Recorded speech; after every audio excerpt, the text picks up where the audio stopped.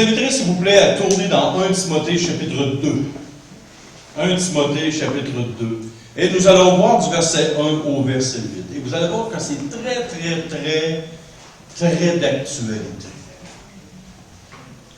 Si vous regardez le titre qui est en arrière, nos prières pour les autorités. Oh, que ça, c'est pas évident. Si on regarde partout à travers le monde, tout va bien. La paix règne. C'est l'atmosphère de souplesse, de gentillesse. Et même ici, au nord du Canada, tu sais, il y a des ballons qui se promènent. Et au nord de l'Alaska, il y a eu des avions russes dernièrement qui se sont promenés. Qu'est-ce qui se passe? Est-ce que nos poutines sont en danger au Québec? Est-ce qu'on va les perdre? Est-ce qu'ils vont nous voler la recette de la poutine? Ils vont ramener ça en Chine ou en Russie? On fait bien des farces, mais c'est un climat d'instabilité totale aujourd'hui. Et là, on se demande qu'est-ce qui se passe. Allons-nous vivre une 3e guerre mondiale ou pas? Est-ce que, dans quoi? Il me semble que les hommes, ils devraient apprendre la dernière qu'on a eue. Qui, mon oncle, est plus fort que le tien, mon père est plus fort que le tien, moi je vais avoir tant de missiles nucléaires. Un autre, ouais, t'as peu, toi, je vais en fabriquer d'autres. Fait que là, il en fabrique, puis là, il en revend. Puis là, ils s'échangent des armes, ils se donnent des armes, puis ci, puis ça. Et là, ça monte, puis ça monte, puis ça monte, et ça monte encore. Et là, nous, comme croyants, qu'est-ce qu'on devra faire dans tout ça?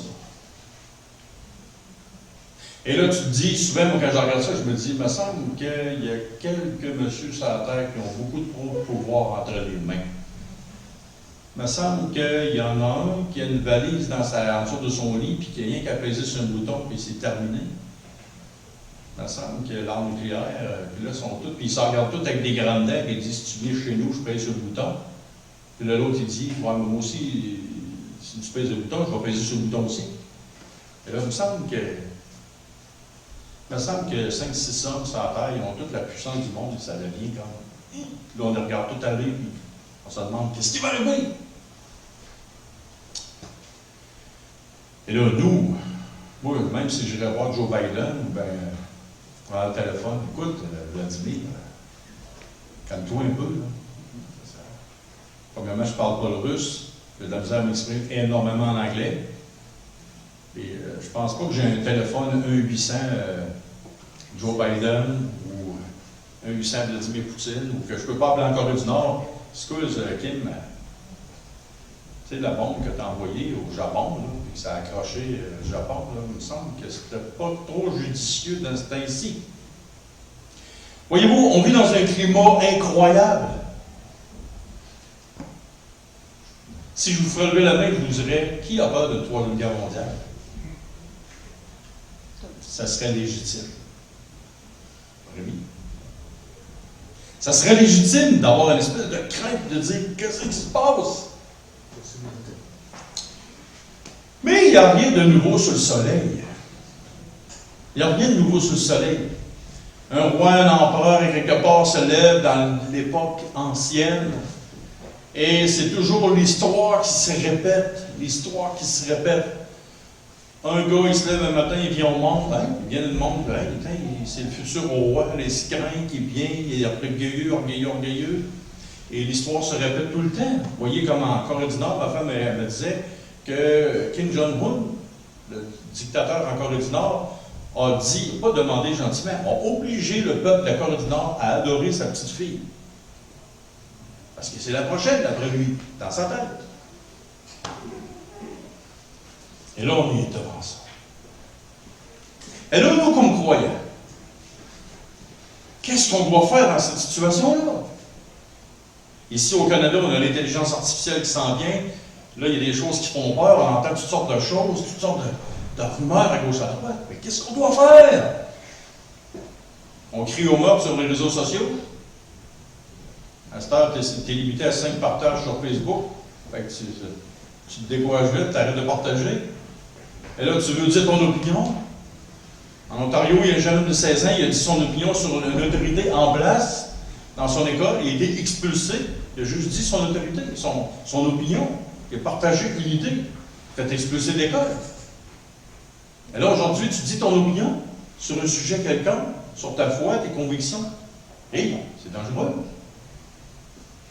On est autour de nous avec des gens qui ont de l'autorité. On a la police, l'autorité la plus proche de nous. On a le maire de la ville. On a, dans le bout du monde, on a des présidents, on a des premiers ministres, on a un premier ministre de chaque province, de territoire, premier ministre du Canada. Toutes ces autorités-là sont au-dessus de nous. Fait que là, le secret, c'est de pogner une arme à feu et de tuer le premier qu'on voit. C'est ça? Il va manquer des balles. Comment? Il va manquer des balles. T'as pas fini, là, si tu vas essayer de tuer, premièrement, la première autorité, c'est le poste de police de Lévis. Moi, je vais parier sur eux autres qui vont te pogner avant.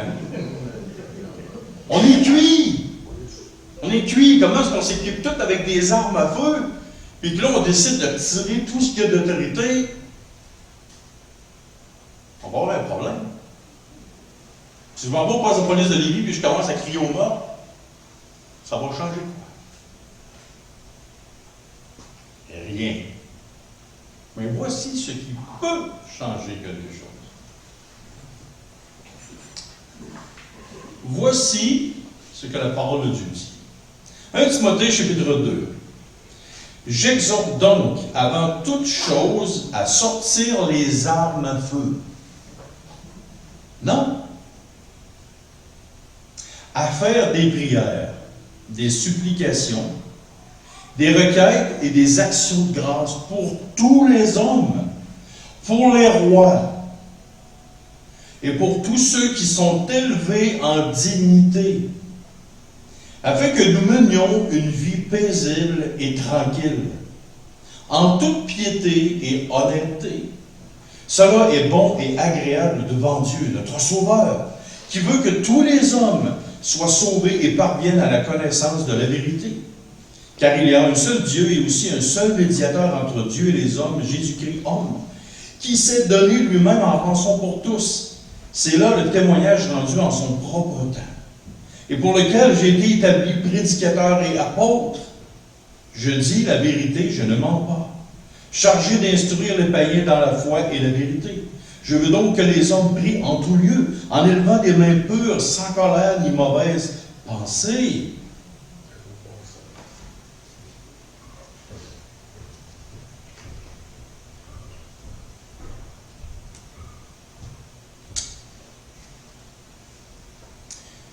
Je vais tourner dans une place dans le Proverbe. Proverbe 21, verset 1. Le cœur du roi est un courant d'eau dans la main de l'Éternel. Il l'incline partout où il veut.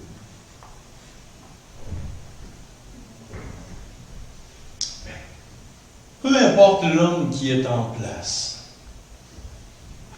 dans chaque pays, peu importe le maire dans quelle ville il est,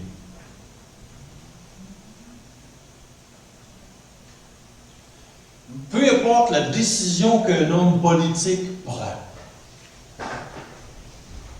il est une autorité, il est une dignité. Et nous, comme croyants, malgré tout, que nous soyons d'accord ou pas, nous devons laisser libre cours à ce qui s'y fait présentement. Et une chance que vous n'avez pas des tomates, peut-être j'en aurais. Et ce que je vous dis là, ça a été vraiment dur pour moi. J'étais un homme très engagé dans la politique. J'étais bouillant. Et ça brossait ici, ça brossait ici. Mais la parole de Dieu me dit plein de choses. Et ce que j'aimerais vous partager ce matin, j'aimerais tellement que tous les chrétiens du Québec soient ici ce matin. pour que je leur partage ce que j'ai compris de ce que la personne du Saint-Esprit m'a communiqué. Si je prendrais une machine à reculer dans le temps, en 1933, précisément, que s'est-il passé en 1933? Création du parti néo-nazi d'Adolf Hitler. Il a monté en puissance. Il a fait exécuter les autres partis politiques. Parce que lui, il aimait ça, la démocratie. Et il a tué plein de monde, tous les hommes politiciens qui s'opposaient à lui. C'était fini. Il a commencé à exécuter les homosexuels, tous les gens qui sont intellectuels. Il pensait à tous les hommes instruits. Il les a tous liquidés. Et il a monté des SS. Il a monté plein de choses. Et il a résulté d'une deuxième guerre mondiale. C'était épouvantable. Il en a résulté 35 millions de morts au bout de cette guerre-là. Donc 6 millions de Juifs sont morts. Est-ce que c'est terrible? Est-ce que ça répulse? Ça répugne au maximum.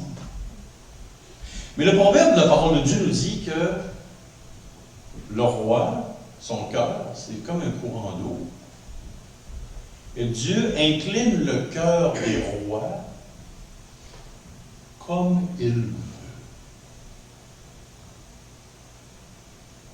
Et ça, c'est un principe que j'ai eu de la misère à catcher, à comprendre.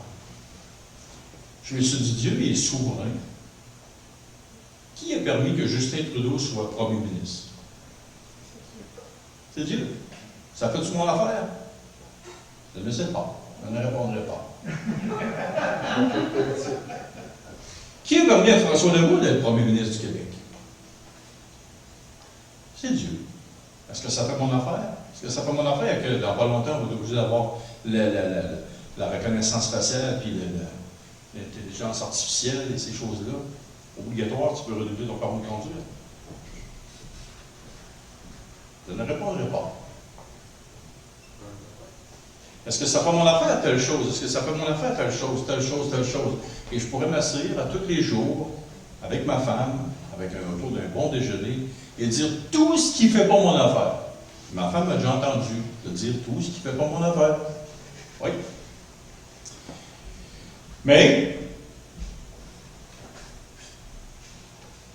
quand je regarde la parole de Dieu, qu'est-ce que le Saint-Esprit et celui qui a décidé que Joe Biden serait promu président des États-Unis, c'est lui qui a décidé que Kim Jong-un, Vladimir Poutine et je ne sais pas trop quel autre président sur la Terre soit élu à quel endroit, telle place, c'est Dieu.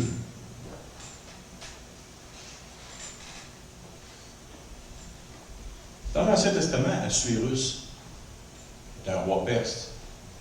C'est à Pintante. C'est Dieu qui avait décidé qu'il soit là. Et c'est arrivé.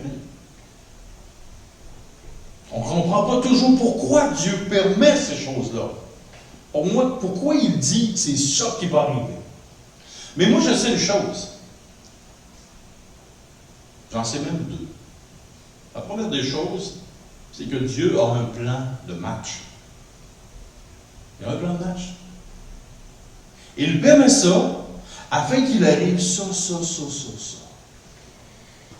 La Deuxième Guerre mondiale a été mise en place, était permise par Dieu. Que s'est-il passé après la guerre? Le rétablissement d'Israël dans leur pays. Ça leur a pris une guerre mondiale pour accomplir une prophétie biblique. Isaïe chapitre 14. C'est marqué que les nations vont prendre Israël et les remettre dans leur pays. Et si vous lisez le reste de la suite, sans cette intervention de Dieu-là, ça n'aurait pas pu arriver. Ça faisait 2000 ans que 1948 ans, même après 70, il y a eu Israël qui a été mis dehors d'Israël. Et de cette date-là jusqu'à 1948, les Juifs ont toujours essayé par eux-mêmes d'aller reprendre Israël. Ça n'a jamais marché.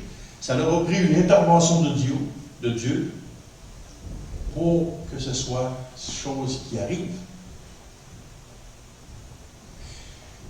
La parole de Dieu dit qu'un jour il y aura un antéchrist, un système qui dominera le monde entier.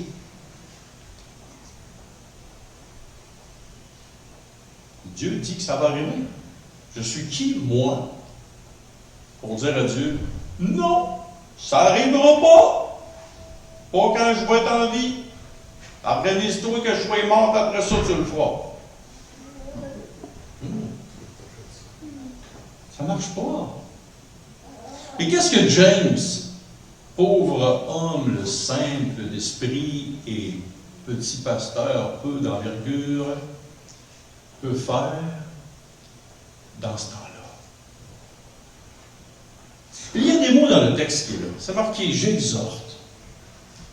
Exhorter, ça veut dire c'est un encouragement à faire ces choses-là. Et qu'est-ce qui nous encourage en tant que croyants? J'exhorte donc, avant toute chose, avant le chiolage, avant les manifestations, avant ci, avant ça, avant toute chose, avant d'aller travailler, avant de faire plein de choses, avant de faire plein de loisirs. Il t'exhorte, il t'encourage avant toute chose à faire des prières, des supplications, des requêtes et des actions de grâce. C'est quoi ces 4 mots-là? Et voici qu'est-ce que c'est. Prière. C'est des demandes avec humilité. La prière, c'est des demandes à Dieu avec un cœur humble, dans l'humilité. Qu'est-ce que c'est une supplication? C'est des demandes avec insistance dans des situations graves. Ça, c'est des supplications. Qu'est-ce que des requêtes? C'est des demandes précises et courtes. Alors, vous remarquez, des fois, vous voyez les croyants, là, ils brillent, là. Leur prière, c'est tellement longue, là, puis là, tu te demandes, à la fin de la prière, c'est de quoi qu'ils parlaient? Il y a de quoi mélanger Dieu, même.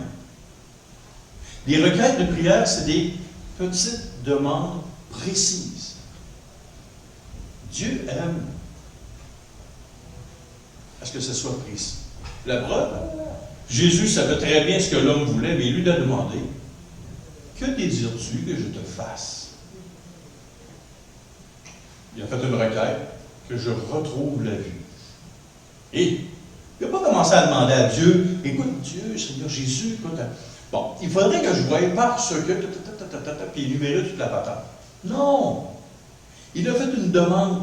Le Seigneur Jésus lui a posé une simple question, et il lui a fait une requête, que je retrouve la vue. Et des actions de grâce. Oh, qu'est-ce que c'est des actions de grâce? Sincère remerciement pour des sujets précis. Imaginez-vous, je prends Patrick comme collègue. Hey Patrick, je te remercie. Je te remercie tellement, Patrick. Si tu savais comment je te remercie. Ah, mon cœur est vraiment en action de grâce, Patrick, puis vraiment, là, je te remercie. Après une demi-heure de même, Patrick va me dire, ouais, c'est quoi j'ai fait pour que tu me remercies autant que ça? Je ne sais pas, mais je te remercie. Voyez-vous, il y a 4 aspects dans la prière. 4 aspects. Mais en particulier, ces 4 aspects-là sont reliés à quelque chose. Pour tous les hommes, pour les rois, pour tous ceux qui sont élevés en dignité. Est-ce que nous prions pour Justin Trudeau? Est-ce que nous prions pour François Legault? Si on va être honnête, pas beaucoup. Pas beaucoup. Mais pourquoi on devrait prier pour ces hommes-là?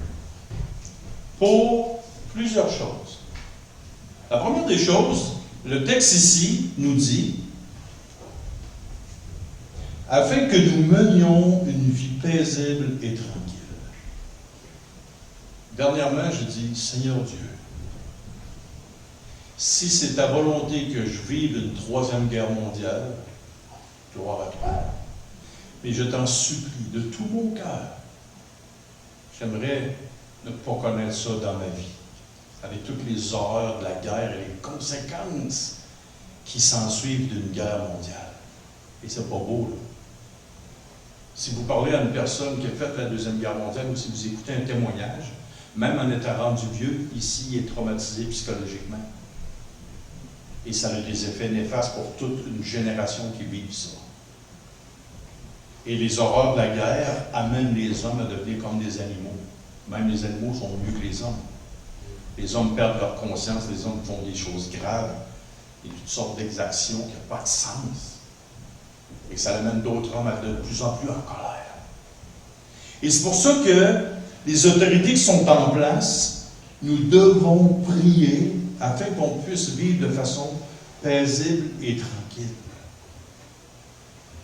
Qu'est-ce que c'est la différence entre paisible et tranquille?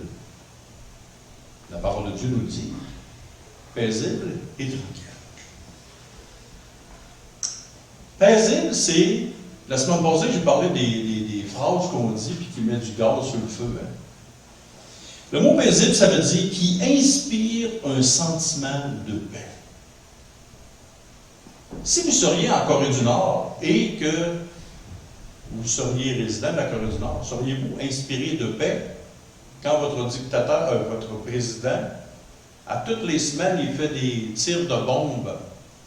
Puis là, il se dit « Oups, excusez, j'ai accroché le Japon. » Et là, tu ne peux pas parler, tu ne peux pas dire un mot. Si tu dis un mot, n'importe quel mot. Fait que les gens là-bas doivent vivre dans un climat de terreur tous les jours. Puis là, l'autre bord de la frontière, la Corée du Sud, ils se préparent pour toujours des attaques éventuelles. Tout le temps, sous stress. Donc, il faut prier afin qu'on puisse avoir, de la part des leaders qui sont là, en place dans chaque pays, avoir un sentiment en nous de paix. Quand j'ai lu le texte dans le journal, pas le journal, mais sur Internet, que j'ai entendu des avions russes au nord de l'Alaska, je me dis, boy, ça c'est inspirant pour la paix, hein?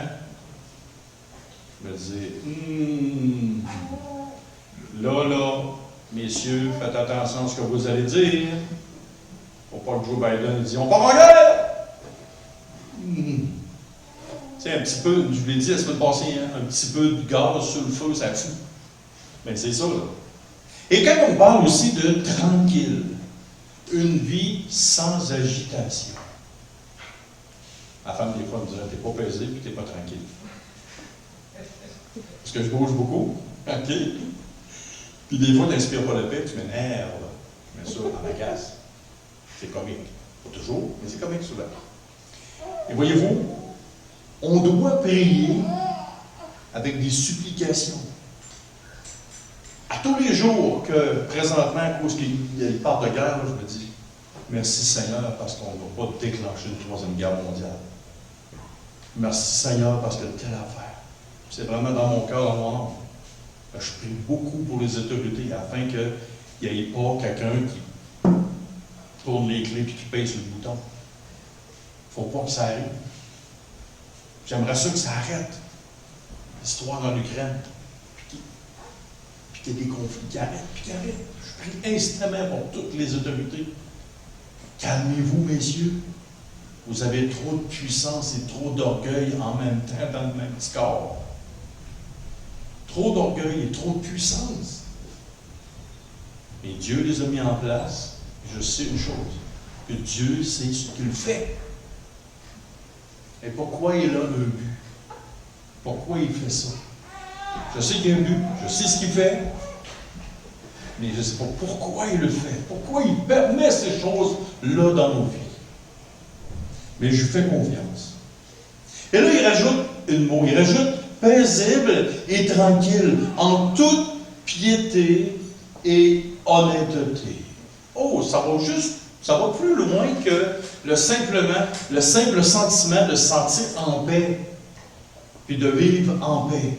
Ça va beaucoup plus loin que ça. Beaucoup plus loin que ça.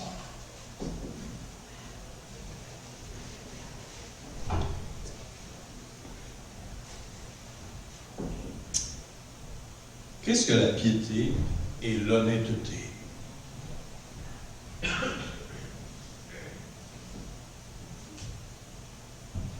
Qu'est-ce que la piété et l'honnêteté? La piété, c'est tout ce qui parle de profondeur spirituelle. Les gens ici au Québec, au Canada, aux États-Unis, ne comprennent pas la chance que nous avons de pouvoir se réunir en toute liberté.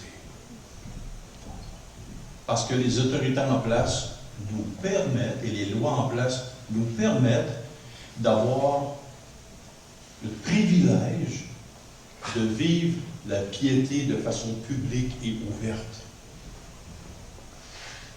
Et ce n'est pas un privilège qui est donné à tout le monde. Et plus ça va sur la terre et plus ça va aller, ce privilège-là va être interdit.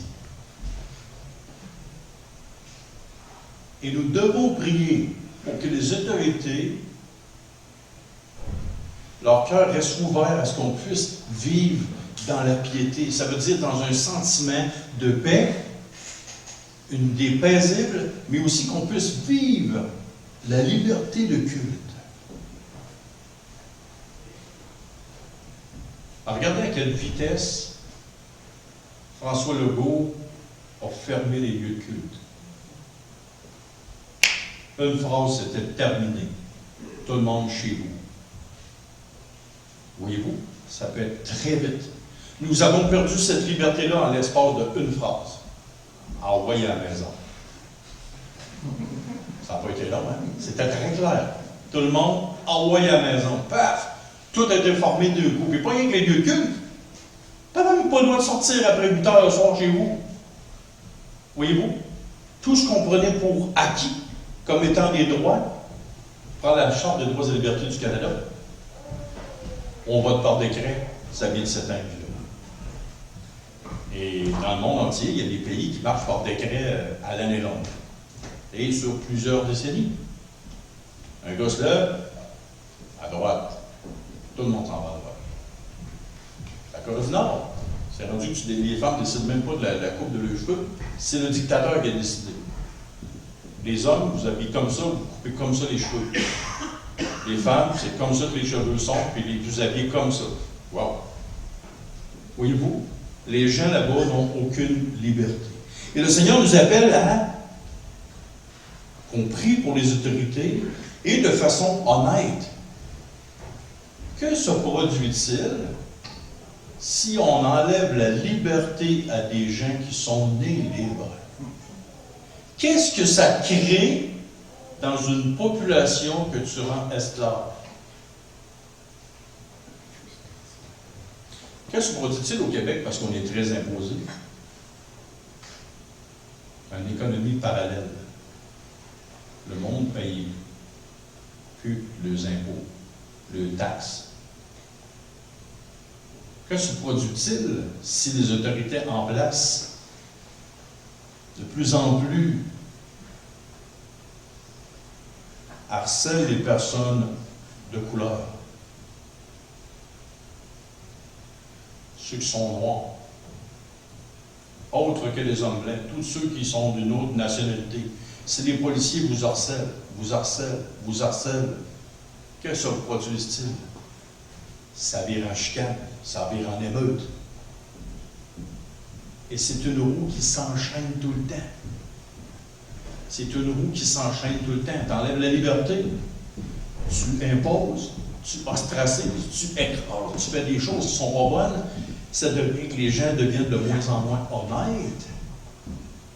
Donc le Seigneur nous demande de prier pour les autorités afin qu'on puisse vivre comment?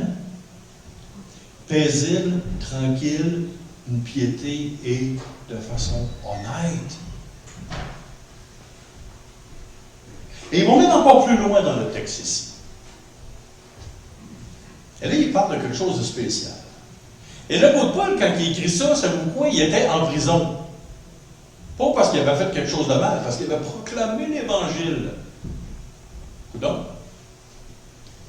ils te mettent en prison, puis les prisons au Canada, là, c'est une vraie farce à comparer des prisons romaines. Les prisons romaines, c'était pas la joie de vivre. Je vous informerai comment est-ce que c'est. Fait que le gars, nous autres, on pourrait dire, ben oui, l'apôtre Paul, ça a toujours bien été dans ta vie, hein? Il n'est jamais arrivé de quoi de grave, tu peux... Ça, il a écrit ça quand il était en prison, puis juste pas longtemps avant sa peine de mort. Exécuté injustement. Mais l'apôtre Paul, donné par le Saint-Esprit, a parlé aux hommes. Regarde, moi, je suis en dedans, je suis en prison, et les prisons romaines, c'était pas le fun, là. OK, on s'entend, là. C'est pas un champ de blé, là. Hein? C'était des prisons romaines. Puis les gardiens de Rome. Et il n'était pas régi par la Charte des droits et libertés du Canada, puis de tous les beaux petits jellos, puis les petits puddings qu'on donne aux gardiens, aux prisonniers, puis les grosses têtes, puis tout le confort qu'un prisonnier peut avoir. Voyez-vous, on était loin de ça. Rapporter en prison à Rome, ça devait être pas très le fun. Généralement, les prisonniers à Rome, c'était bien rare qu'ils ressortaient de là sur leurs deux jambes. Ils sortaient les pieds devant entre quatre planches. Puis souvent, avant de planche, ils donnaient ça au lion, ou bien ils crucifiaient. Voyez-vous? Et là, il écrit ceci. De prier pour toutes les autorités. Il nous dit, cela est bon et agréable devant Dieu notre Sauveur, qui veut que tous les hommes soient sauvés et parviennent à la connaissance de la vérité. Wow. Donc, ça veut dire que toutes les autorités qui sont là, on doit prier pour eux, afin qu'aussi, pas juste pour nous, qu'on vive paisiblement, tranquillement, avec honnêteté et dignité, mais qu'on puisse voir ces hommes-là se tourner vers le Seigneur Jésus pour être sauvés.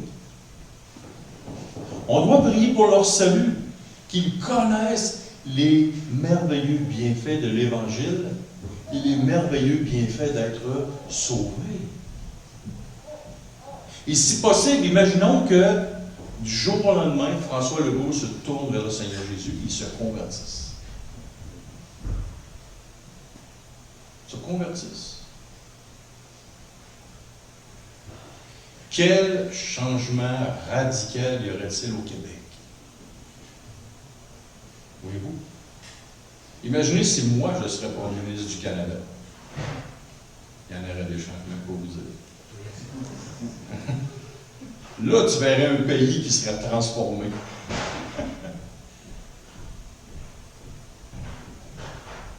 Je vais vous dire quelque chose. Je vous ouvre une petite parenthèse. J'abolirais les... Quoi? Une chose que j'abolirais, c'est les libérations conditionnelles. Hein? Ben oui. Je dirais, au lieu de te la donner gratuitement, tu vas la mériter. On va prendre une personne âgée dans un CHSLD et on va la mettre avec un prisonnier dans sa cellule. T'es-tu fou?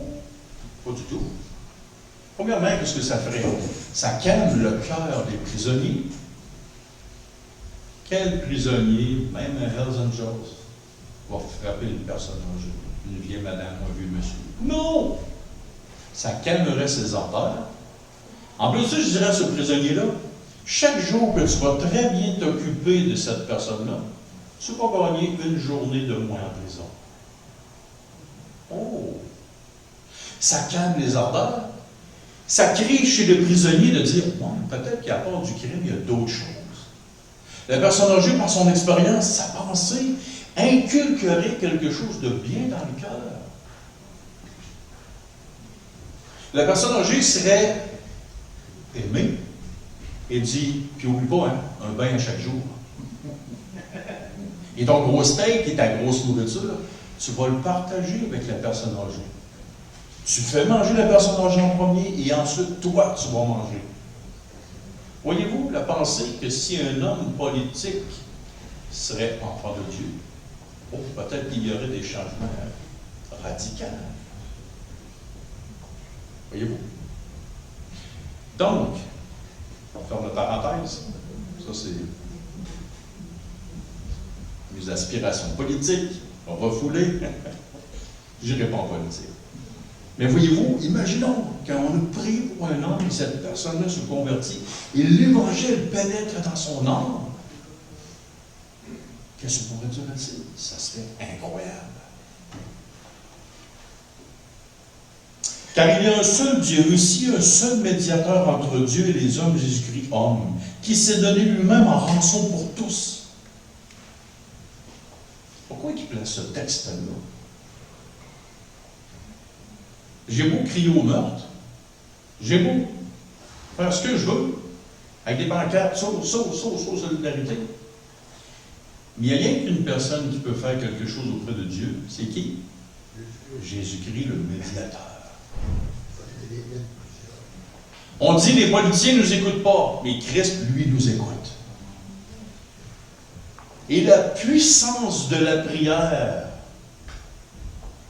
par le juste a une grande efficacité. J'ai été témoin de la prière. Combien ça pouvait virer n'importe quoi à l'envers. N'importe quoi à l'envers.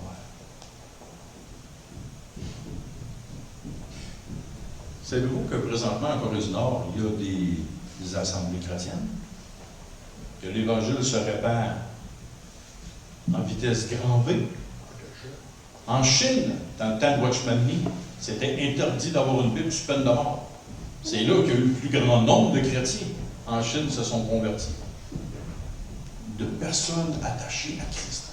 Les gens intercédaient auprès de leur roi des rois, Jésus-Christ.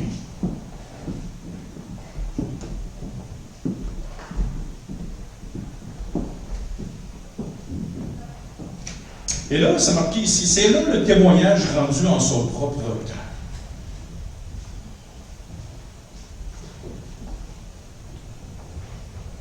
Quel était, dans son propre temps, Jésus-Christ, son témoignage? C'est marqué, et c'est là le témoignage rendu en son propre temps. Donc là, on tombe ce matin, à ce moment-ci, on passe de la prière, des requêtes, des supplications, des actions de grâce, et là, on passe à l'action. OK, go! Après-midi, on sort nos pancartes, on s'en va en avant du Parlement. Pendant que François Legault n'est pas là, il est à son chalet peut-être. Est-ce que ça va donner quelque chose? Quel est notre job à nous comme enfants de Dieu? Quel était le témoignage de Christ? Est-ce que Christ s'est élevé? Il aurait pu le faire, il y avait une gang, ça s'appelait les Zélotes. Eux autres, ils étaient forts sur l'épée. Hein? Ils étaient capables d'en sortir des épées. L'apôtre Pierre était capable aussi. Qu'est-ce qu'il a fait? Il a pris une épée et il a coupé l'oreille. Saint Jésus a repris l'oreille, il a recollé là en une seconde. Il disait, hey, si tu prends l'épée, tu vas périr par l'épée. Le roi des rois, le Seigneur des seigneurs sur terre, il a dit, hey, c'est pas le moment. Un jour, je vais revenir avec mon armée sur terre. Un jour, je vais refaire le ménage. Le Seigneur Jésus, dans Matthieu 25, dit qu'il va descendre avec l'armée céleste, les anges. Il va venir avec les anges et il va faire le ménage un jour. Mais présentement, ce n'est pas le temps. Ce n'est pas le temps de l'établissement terrestre du royaume de Christ. On doit faire autre chose comme disciples de Christ. Si vous pensez que j'aime tous les cocos et les quick-quick partout dans le monde qui s'élèvent et qui disent « Moi, je suis président, moi, je suis ci, moi, je suis ça. » Pour moi, dans ma tête, dans mon cœur, il y a un roi des rois et c'est Jésus-Christ. Un jour, il viendra, selon sa promesse et sa parole, établir le royaume théocratique sur terre. Il y aura un royaume terrestre où il y aura justice, équité, droiture, où tout sera différent. Mais présentement, nous, on n'est pas rendu à cette étape-là. Mais où est-ce qu'on est rendu, James? Qu'est-ce qu'on fait en attendant? Christ avait un témoignage. Il est venu mourir, il s'est vu s'affaiblir, il est venu comme serviteur, et il est vu comme quelqu'un qui proclame un message.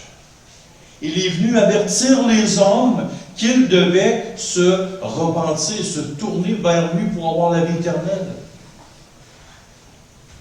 Les hommes ont voulu faire de Jésus-Christ dans son temps le roi. Qu'est-ce qu'il a fait? Il est parti. Parce que ce n'était pas encore le temps. Un jour viendra le moment, mais pas maintenant. Mais maintenant, qu'est-ce qu'on fait? Et l'apôtre Paul, il dit, écoute, il y avait le Seigneur Jésus, il est venu dans son temps, il a rendu un témoignage que Dieu y avait dit. Et là, l'apôtre Paul, il revient ça vers lui et il dit, et pour lequel j'ai été établi prédicateur et apôtre. Je dis la vérité et je ne mens pas. Chargé d'instruire les païens dans la foi et la vérité. Donc l'apôtre Paul, lui, il a été établi. À l'exemple de son maître, de son roi, de son sauveur, il a été établi comme prédicateur et apôtre. Que faisait Noé quand tout le monde était rendu tout croche? La parole de Dieu nous dit, dans l'Épître aux Hébreux, qu'il était un prédicateur de la justice. Pensez-vous que ça faisait son affaire à Noé de voir tout le monde tout croche? C'était pas plaisant, là. C'était pas beau. C'était pas le fun. Là, quand il était dans Sodome et Gomorrhe, du plus jeune au plus vieux, il voulait faire un viol collectif sur 2 hommes. Wow! Tu parles d'une ville tout croche et corrompue. Ça faisait combien d'années que ça durait? Un jour, Dieu est venu et a mis un jugement sur ces villes-là. Un jour, Dieu est venu dans le temps de Noé, a dit à Noé, prépare-toi, proclame, mais en même temps, bâtis une arche. Quoi faire une arche en plein milieu dans un champ? Le monde a dû rire de lui. On a dû le ridiculiser.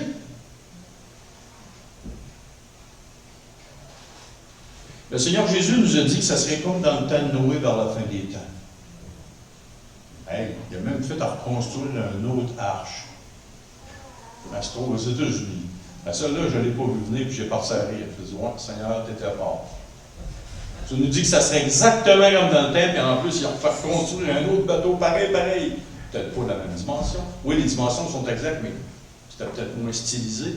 Mais le bateau, il est là pareil. Le bateau a été construit pour avertir les hommes qu'il allait avoir un déluge. Là, on dirait que celui-là, il est bâti pour avertir les hommes que ça va être du feu, cette fois-ci. Dieu, il fait toujours des clins d'œil. Hein? Il fait toujours des petites jokes de même comme ça. Mais celle-là, je ne l'ai pas vu venir, cette joke-là. Je trouve ça comique. Je dis, ouais, c'est fort. C'est fort, puis pas à peu près. Dieu est au contrôle de tous les petits détails qui se passent.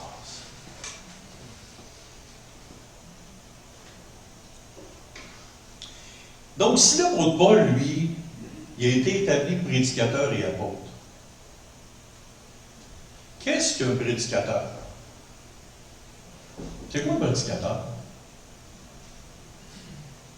Ça prédicte. Non. Ça prédicationne? Non. Ça prédit l'avenir? Non. Ça parle. Présentement, c'est ça que je suis en train de faire. Je suis en train de prêcher, donc je vous parle. Je touche vos cœurs, je vous informe de quelque chose, je vous transmets une information. Ce que j'ai pris du temps là, je vous le redonne. Vous pouvez le prendre, vous pouvez le laisser. Mais moi, mon travail, il va être fait. Vous pouvez dire, Trudeau et Legault, non, fini. Le maire de la ville de Lévis, moi je suis pas bien content, il construit trop de buildings à Lévis. Il y a trop de grues dans les airs qui construisent. Ils sont tous en train de briser la ville de Lévis. Effectivement, ça c'est mon avis. Mais je suis obligé de dire que notre maire travaille pour notre ville. Même si j'aime pas ce qu'il fait. Hein? C'est un peu un gars plus en campagne. Mais je pense que le maire d'Olivier, c'est un homme très correct. Il veille au bon grain, il fait attention. Qui aurait aimé avoir un tramway ici à Lévis? Non. Ben, pourtant, c'est M. Loyer qui a mis son pied à la tête. Il a dit non, il n'aura pas. Il a fait faire son maire là-bas, mais il a dit non. Tu vas avoir un train, tu l'auras chez vous. Mais ici, les gens de Lévis ont dit non. Oh non, alors ça. Voyez-vous, on peut être pas d'accord avec la situation d'une telle chose, mais on garde tout l'ensemble de la parole. Qui aimerait mieux avoir Adolf Hitler ou bien Justin Trudeau comme premier ministre du Canada? Je pense que je vais prendre Trudeau. Qui aimerait mieux avoir François Legault comme premier ministre du Canada ou bien Kim Jong-un? Bon, je pense que je vais prendre Legault. Hein? Voyez-vous, peut-être pas toujours d'accord. Mais c'est quoi mon message? Si je rencontre François Legault et Justin Trudeau en même temps dans la même pièce, attends, eux autres, ils vont en manger tous deux. Moi, te le dire ce que je pense. Je vais boire à la porte, puis là, je ne me gênerai pas. Puis si les femmes et les enfants sont là, ils vont en manger toute une en passant. Ça serait beau, hein? Je suis un enfant de Dieu, je suis un ambassadeur pour Christ. J'ai une mission, c'est de parler de l'amour de Dieu, puis Justin Trudeau, puis François Legault. Bang! Est-ce que ça correspond à quoi j'ai été établi? Oubliez que je passe par là. Je suis un enfant de Dieu. On fait des erreurs. On fait des gaffes. Des fois, on se fâche. Mais est-ce que c'est notre mandat premier? Qu'est-ce qu'on est venu faire sur Terre? C'est quoi l'idée première? Vous n'êtes pas d'accord? C'est quoi l'idée première? Est-ce que je m'envoie sur les réseaux sociaux puis dire des mots pas très beaux à François Legault, à Justin Trudeau? C'est pas la bonne chose à dire. Des fois, on se laisse aller. Ça va trop vite, trop fort. Il faut faire attention. Et là, lui, il a été établi prédicateur et apôtre, mais c'était quoi? Il était chargé d'instruire les païens dans la foi et la vérité. Il aurait pu dire à sa gang, les croyants, dire, écoute, regarde, les Zélotes sont avec nous, on fait un pacte ensemble, on sort les épées, puis on défie Rome, on les combat. Qu'est-ce que vous pensez qui allait arriver? Qui se serait poigné contre l'armée romaine? Pas James et sa gang. On en a perdu, c'est sûr, ça. OK? Et verset 8.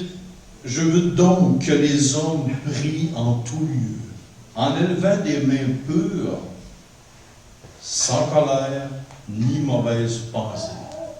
Oh, misère. Qu'est-ce que la colère? Réaction vive et parfois violente contre ce qui blesse un sentiment.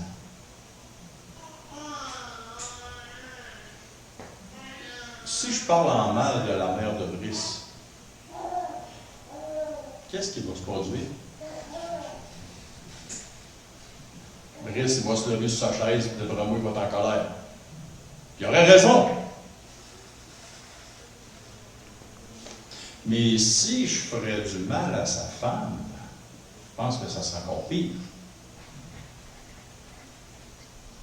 Si je touche à ses enfants, d'après moi, je suis mort. Il y a une étape de gradation. Je dis de quoi en mal à sa mère, on monte sa chaise. Et là, je donne une poussée à sa femme. Oh, d'après moi, il va débarquer de la chaise, il va venir me voir. Si je fais quoi à ses enfants, d'après moi, il pogne le micro, puis paf! Voyez-vous, c'est une étape de gradation. Et c'est normal. La colère vient de ce que je touche quelque chose, un sentiment. Pourquoi Moïse a tué un Égyptien? Tu as touché à quoi de proche? Hey, tu viens de toucher à ma famille. Il était très prime, Moïse, quand il était jeune. Il a fait un acte trop vite. Une colère. Et les mauvaises pensées, vous savez toutes c'est quoi. Mais ici, la parole de Dieu nous dit qu'on est ambassadeur. 2 Corinthiens 5:20. C'est quoi notre mission? Quand un ambassadeur du Canada, un ambassadeur du Canada vient, il part, il s'en va d'un autre pays. De quoi il parle? De quoi il est supposé parler, on va dire ça de même? De quoi il est supposé de parler? De quoi il est supposé de faire la promotion? Il est supposé de parler du Canada en bien. Il est supposé de faire la promotion du Canada en bien. Il doit être respectable aussi dans son habillement. Il doit être respectable dans ses propos envers la nation dans laquelle il est. Il doit toujours faire attention à ce qu'il dit pour ne pas mettre du gaz sur le feu auprès de l'autre émissaire qui est en face de lui.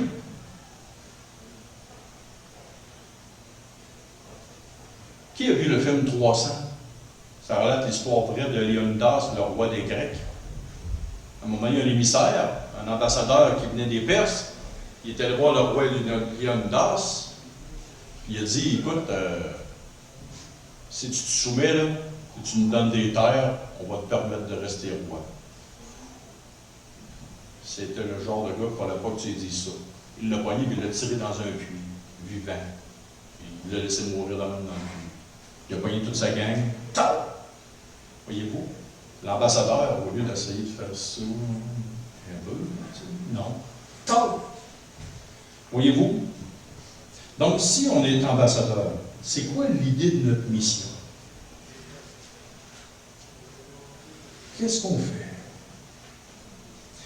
Pour terminer, j'aimerais ça qu'on tourne dans 3 courts passages de la parole de Dieu.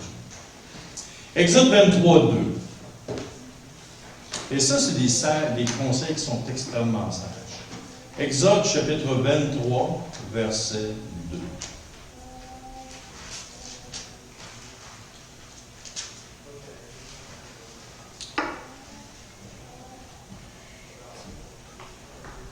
Tu ne suivras point la multitude pour faire le mal, et tu ne déposeras point dans un procès en te mettant du côté du grand nombre pour violer la justice. Imaginez-vous ça, si tout le monde appliquerait ça aujourd'hui. Tu ne te mettras pas du bord du grand nombre pour faire le mal. Prenez juste ces comiques. Tu sais, des fois, il y a un intervieweur qui va dans une manifestation. Puis là, tu demandes à ces gens, tu demandes aux jeunes qui sont là, ou même aux personnes qui sont là, pourquoi vous manifestez? Et la plupart du monde, Guy Nantel, il faisait souvent ça, lui. C'était un commentateur politique. Puis là, un humoriste aussi. Il allait voir les jeunes en rue, puis il dit, pourquoi vous manifestez? Les gens ne savaient même pas pourquoi ils étaient là. Mais il allait manifester, il y avait une manifestation, il s'embarquait. Mais aujourd'hui, on voit sur les réseaux sociaux, les gens mettent du gaz sur le feu. Ils mettent du gaz sur le feu. Puis ils suivent la parade pour faire toutes sortes de mal. Toutes sortes de mal. On devrait faire attention à ce qu'on écrit sur les réseaux sociaux. Un autre texte aussi. Proverbe chapitre 24, versets 21 et 22. Proverbe 24.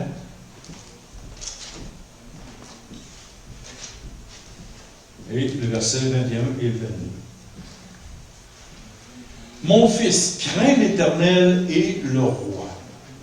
Ne te mêle pas avec les hommes remuants, car soudain leur ruine surgira, et qui connaît les châtiments des uns et des autres? Qui connaît le châtiment des uns et des autres? Prenez juste ce qui s'est passé ici avec, à Ottawa, le convoi de la liberté. Comment ça a terminé? On dit que Justin Trudeau n'est pas correct parce qu'il a tassé les manifestants. Il nous a enlevé le droit de ci, de ça. Puis moi, mon mari, j'étais d'accord. Je ne trouvais pas ça le fun, puis ci, puis ça. Mais à un moment donné, j'ai parlé avec des gens qui restaient à Ottawa. Là, j'ai laissé faire Trudeau, j'ai laissé faire les manifestants, et là, j'ai écouté la partie des résidents d'Ottawa. Oh, que c'était pas le fun. C'était pas beau. J'aurais pas voulu être résident d'Ottawa. Et cet aspect-là, on ne l'a pas vu. On a vu des choses. Est-ce qu'on a regardé les côtés des deux côtés de la médaille? Ça m'a fait réfléchir. Ça m'a fait réfléchir. On a aux États-Unis un groupe qui est sorti, Black Lives Matter. Donc les personnes de race noire.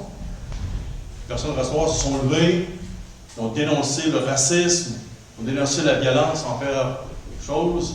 Et là, tout d'un coup, il y a eu une montée envers tout ce qui était d'hommes blancs, de policiers blancs.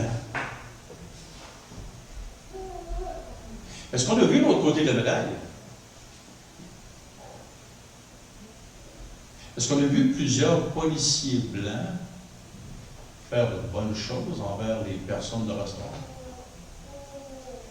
J'en ai vu beaucoup.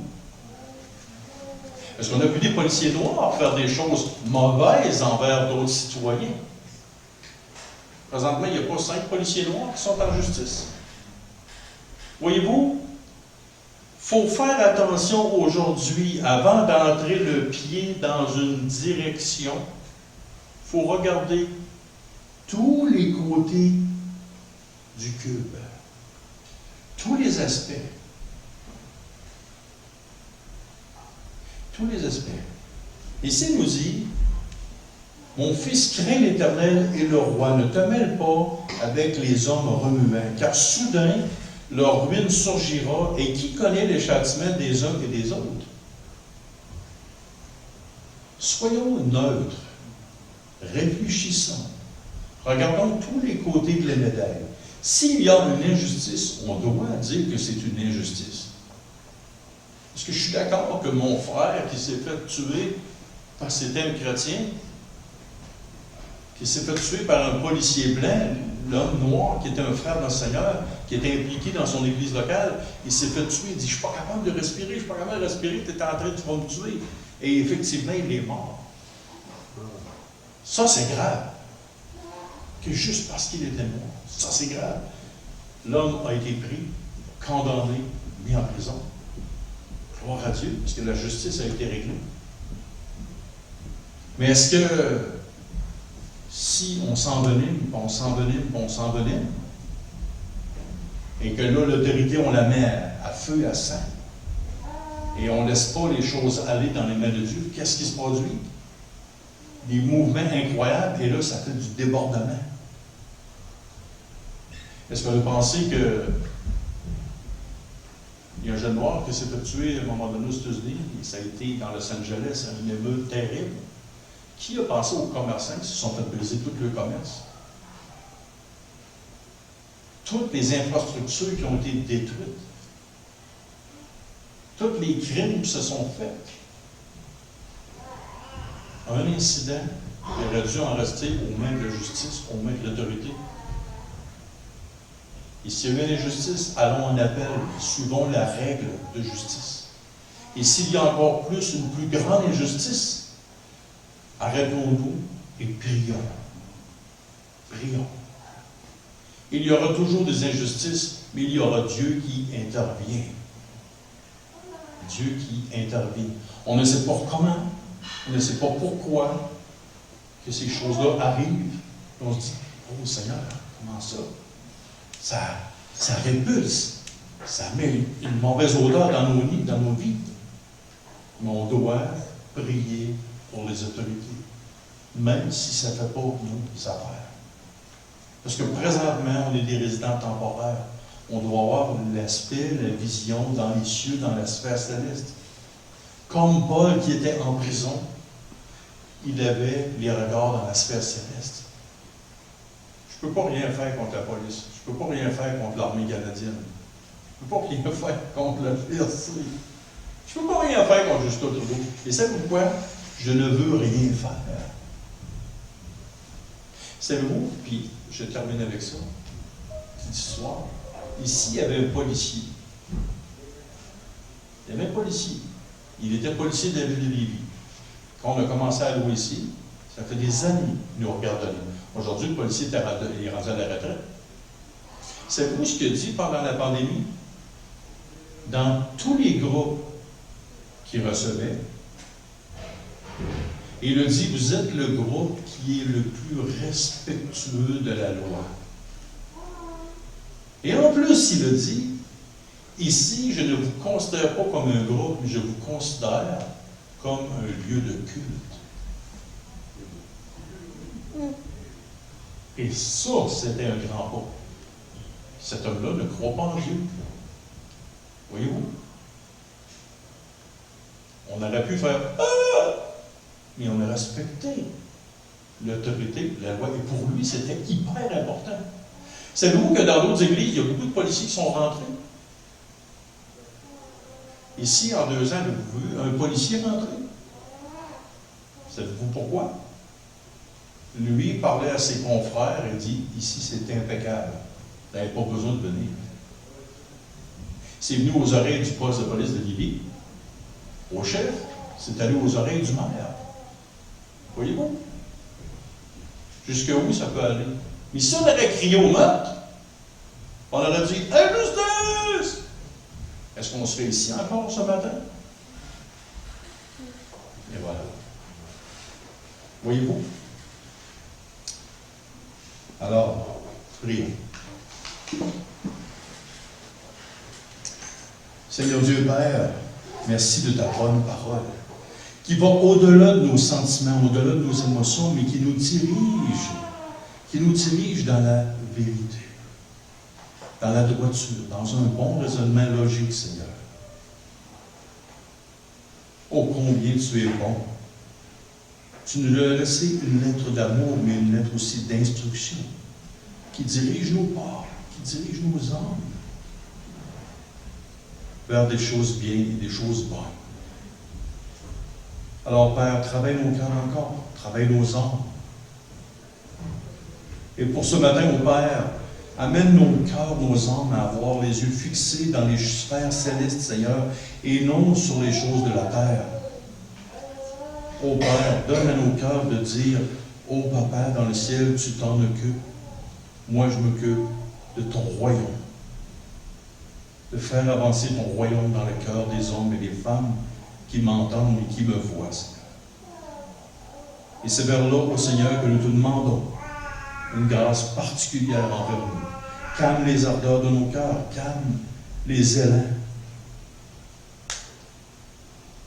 Cette pensée qui nous amène en contradiction avec ta bonne et sûre parole, Seigneur. Et c'est ton nom, Fils, que nous te demandons, nous te prions ces choses. Amen, Seigneur.